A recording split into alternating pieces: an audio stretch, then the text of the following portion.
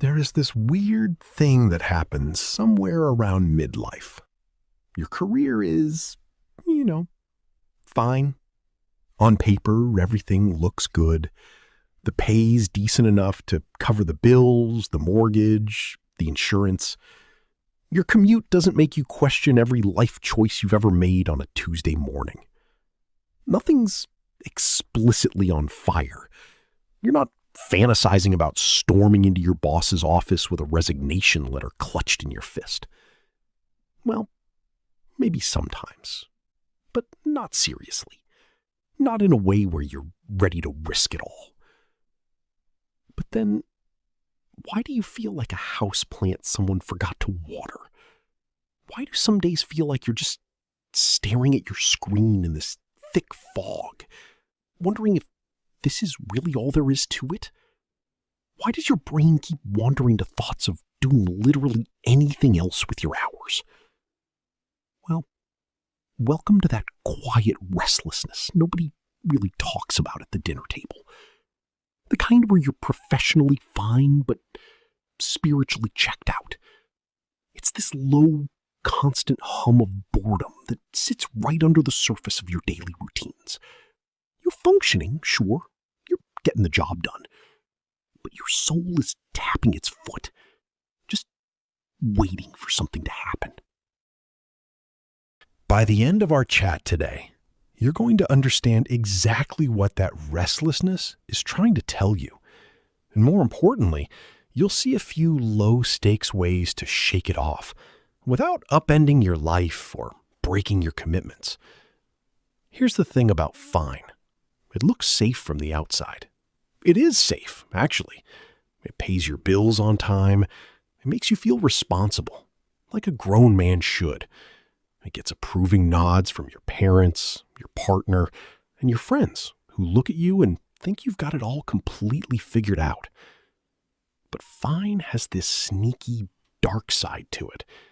It numbs you so slowly that you don't even notice the change happening. You stop growing. You stop stretching your capabilities. You stop getting that little spark in your chest when someone asks what you're working on over the weekend. You become stable, which sounds great, until you realize stable is often just another word for stuck.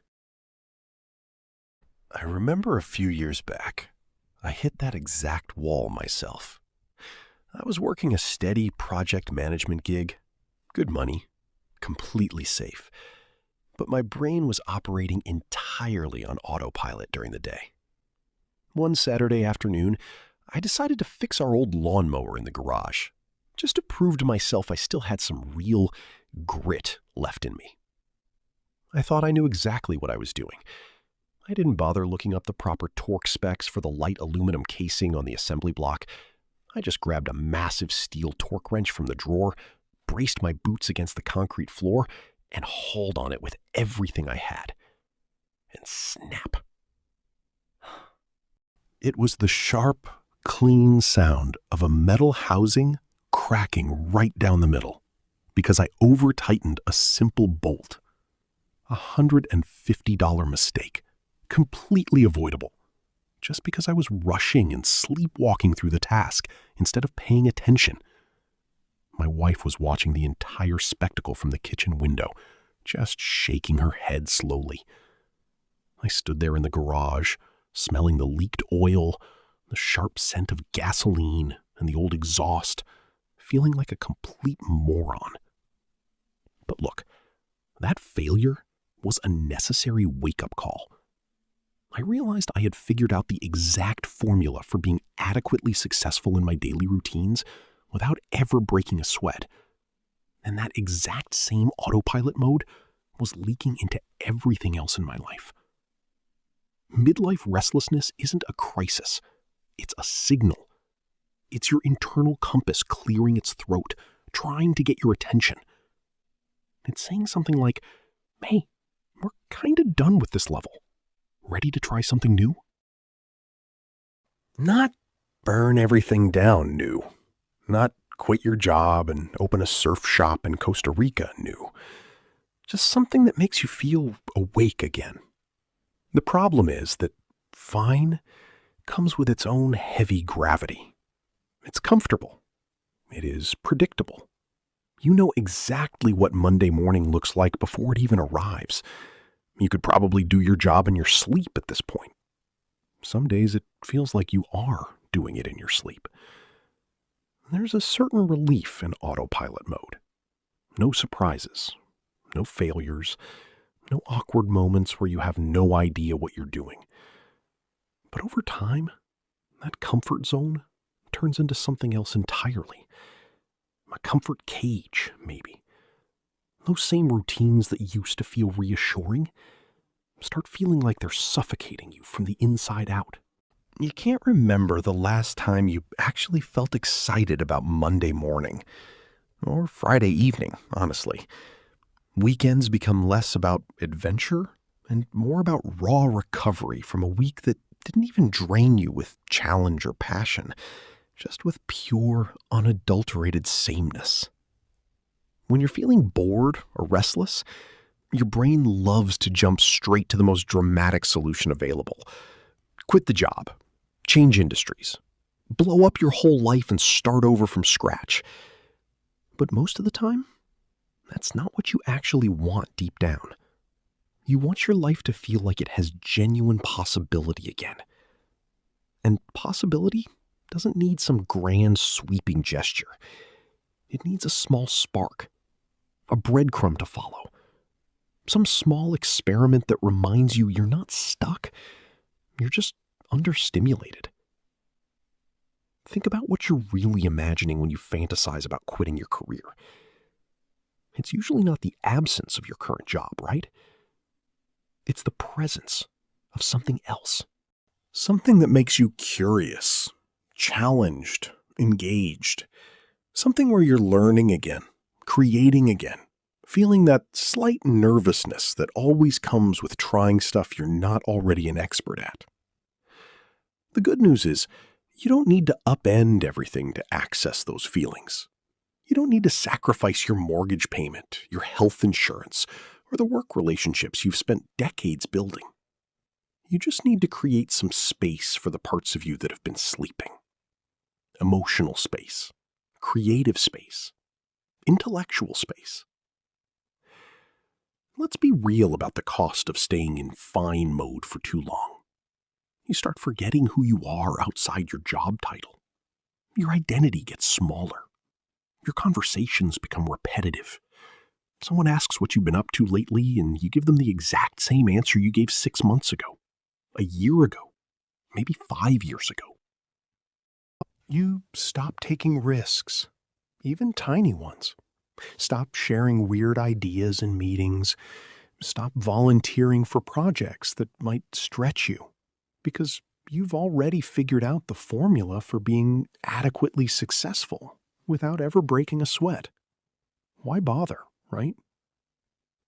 Your friends start seeming more interesting than you feel. They're training for half marathons, learning Portuguese, starting side hustles. And you're watching Netflix shows you don't even like that much, scrolling your phone until bedtime, wondering when exactly you turned into this version of yourself. But here's the thing. You didn't become boring. You just stopped feeding the interesting parts of yourself. Think of these as low-stakes life upgrades, micro-adventures for your creativity, your curiosity, and that part of you that used to try things without overthinking them to death.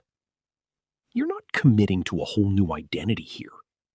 You're just giving yourself permission to explore a little bit. First option. Try just one project. Not a 5-year plan, not a new business that requires a massive bank loan and a lawyer.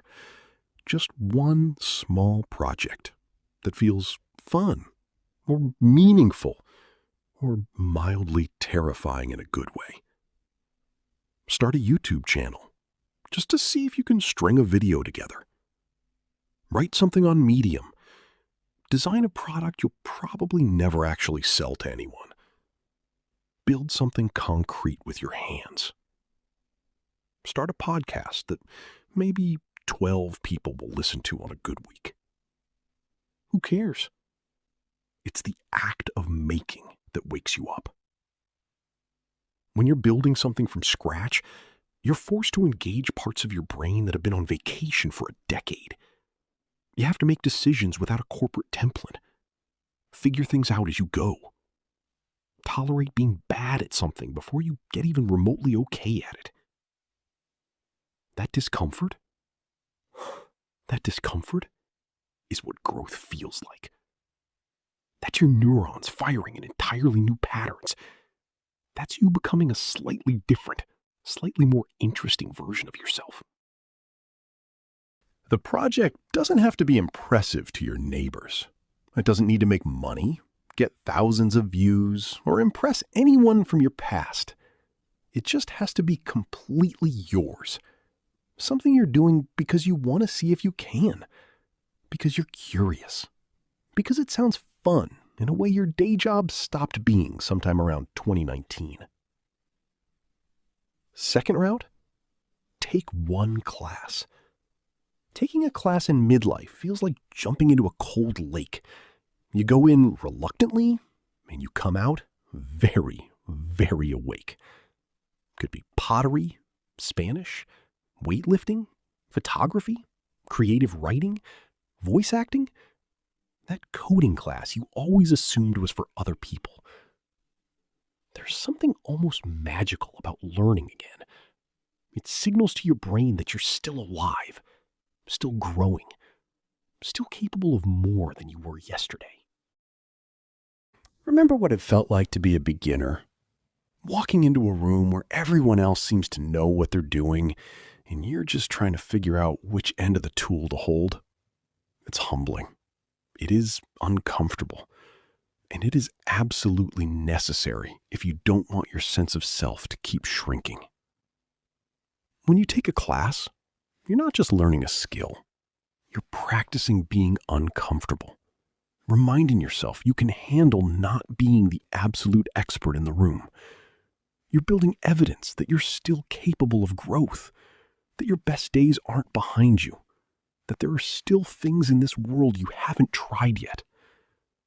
Plus, there's something socially revitalizing about learning alongside other human beings. You meet folks who aren't from your usual social circles or professional networks. You have conversations about something other than work drama or home repairs.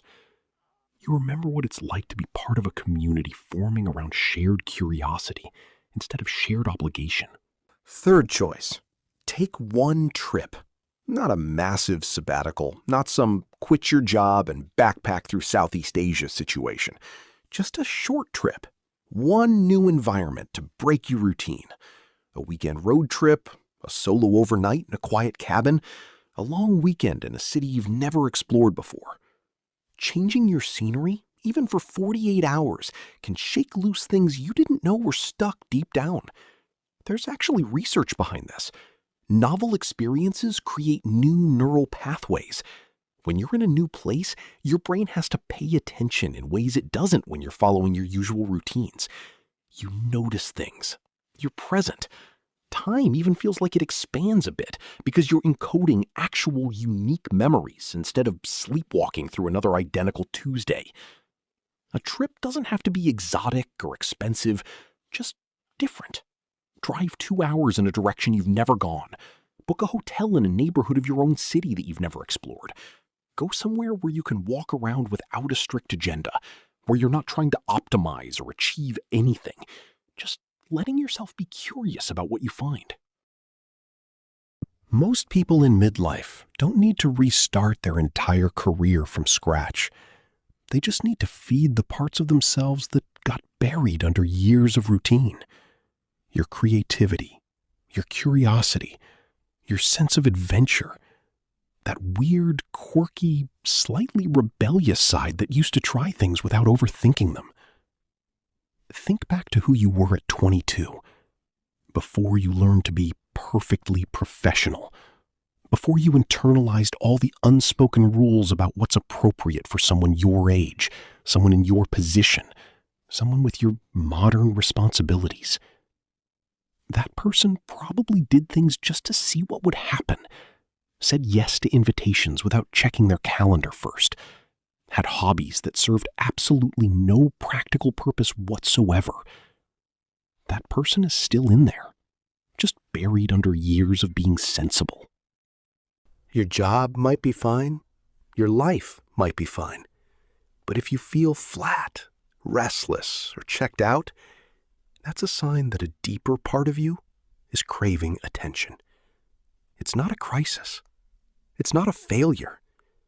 It's just an invitation. Wanting more out of your days doesn't make you ungrateful. It doesn't make you irresponsible, spoiled, or dramatic. It makes you human. It means you're paying attention. And midlife, contrary to all the old stereotypes, is actually one of the best times to reinvent how you feel about your days.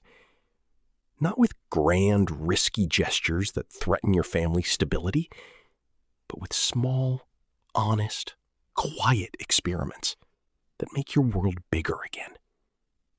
You have skills now, resources, self-knowledge. You know what you like and what you don't. You're not trying to prove anything to anyone anymore.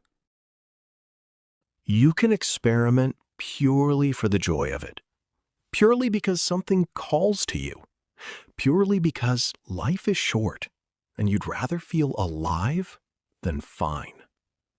So if your job is fine but your soul is bored, try one project, take one class, take one trip. Just take one small step in a direction that feels alive. If this conversation brought a little bit of clarity to that hum of boredom, go ahead and subscribe for more reflections like this from the workshop floor. You don't need to burn your whole life down. You just need to light one small match, and then see what catches fire.